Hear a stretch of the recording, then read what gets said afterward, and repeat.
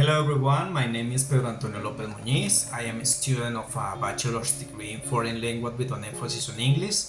In this video, I will present my topic speaking skill in language learning.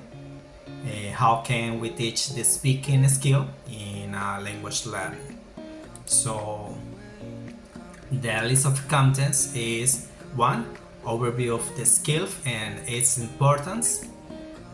Teaching approaches and techniques, skill principles and learning sequences, example of classroom activities, common challenge and solutions, proficiency levels according to the CEFR, can-do statements, and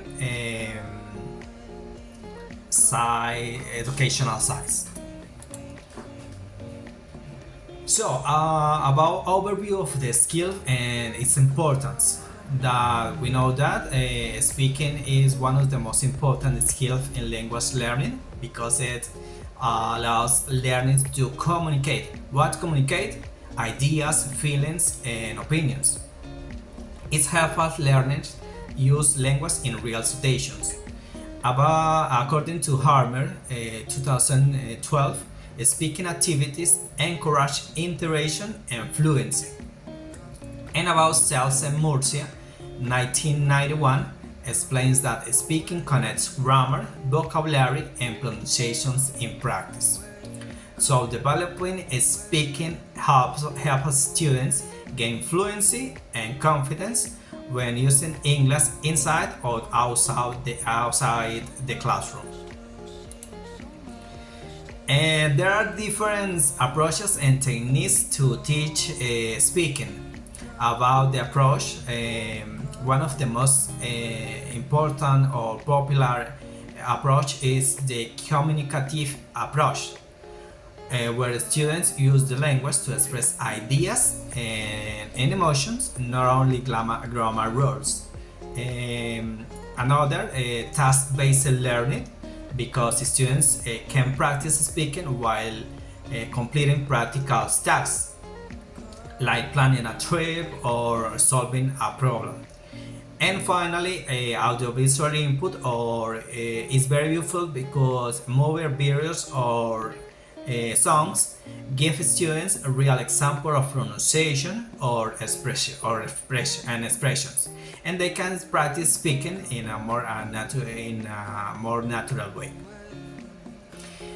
About techniques in speaking lessons, we can use different activities to practice our speaking. For example, one activity is role plays or dramatizations, where students gain a role and practice intonations, emotions, and new vocabulary.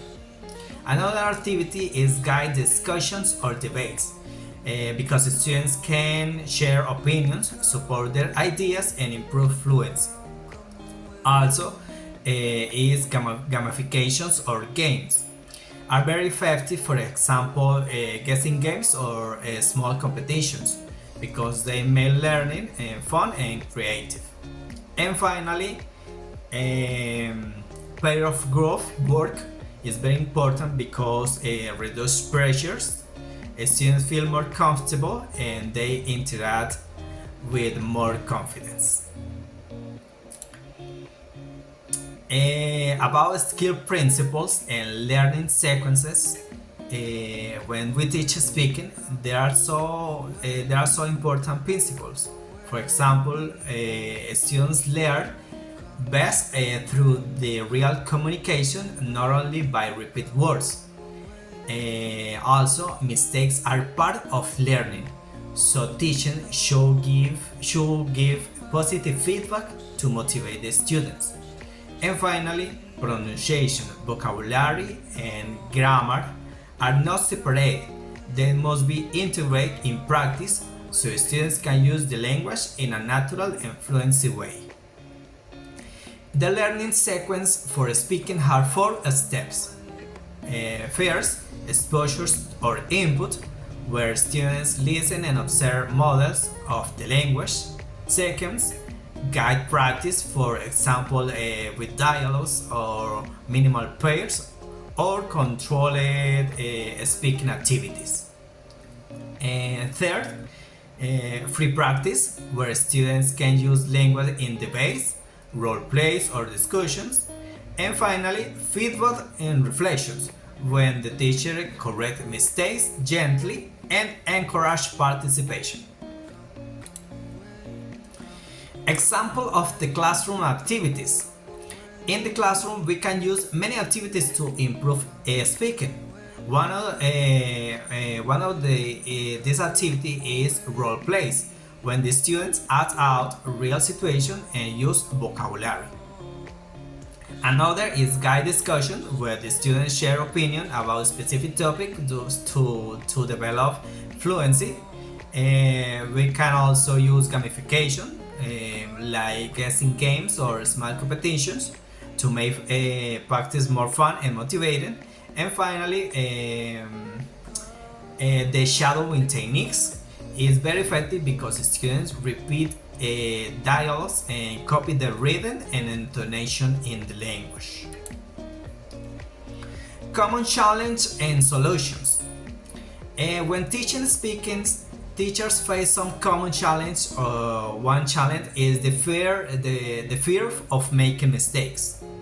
To solve this, we can motivate students with positive feedback. Another challenge is the lack of vocabulary, and the solution is to pre-teach keywords before the activity. Also, a student may have pronunciation problems. In this case, we can use minimal pairs and listen input to improve their sounds. And finally, a common problem is low participation. To increase it, we can use group work and interactive tasks, so students feel more confident to speak. The CEFR describes what students can do in different levels of speaking.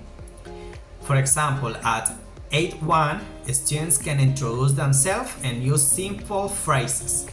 At 8.2, they can ask and answer simple questions about daily life. At B1, they can take part of a conversation of family topics. At B2, students can express their opinions and argue more clearly. In C1, they can communicate fluency and spontaneously. And finally, at C2, students can express themselves precisely and effectively in any situations. And last but not least, there are many online resources to support speaking practice. For example, BBC Learning English offers activity to speaking and pronunciation. ESL Fast has short conversation for practice. Elo.org gives listening and speaking exercise with real voices. Quizle helps us create flashcards and speaking prompts. And the British Council Learn English sites provide different activities and resources for all levels. And that's all. Thank you for watching and see you next time. Bye bye.